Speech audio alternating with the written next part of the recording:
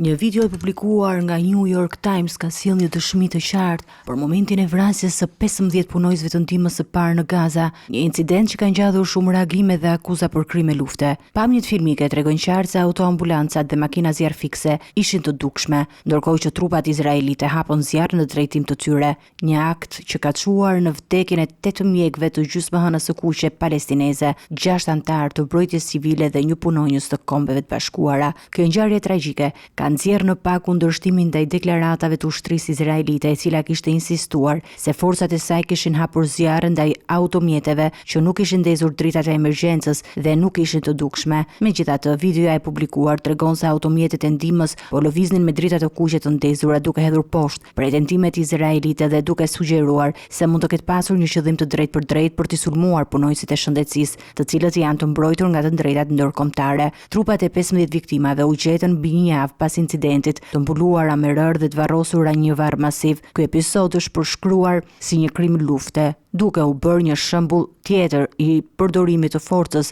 ndaj civilëve dhe punojësve të ndihmës humanitare në Gaza, që ka patur një ndikim shkatërrues për misionet e shëndetësisë dhe mbrojtjes civile në rajon. Ky incident ndodhi në kuadër të përshkallëzimit të luftës mes Izraelit dhe Hamasit, që filloi me 7 tetor 2023 dhe ka shkaktuar një numër të madh viktimash, përfshirë më shumë se 1000 punonjës shëndetësor, sipas OKB-s. Situata humanitare në Gaza përkeqësuar ndjeshëm, duke sjellë akuza ndërkombëtare dhe kërkesa për një hetim të pavarur dhe të theduar mbi këtë ngjarje.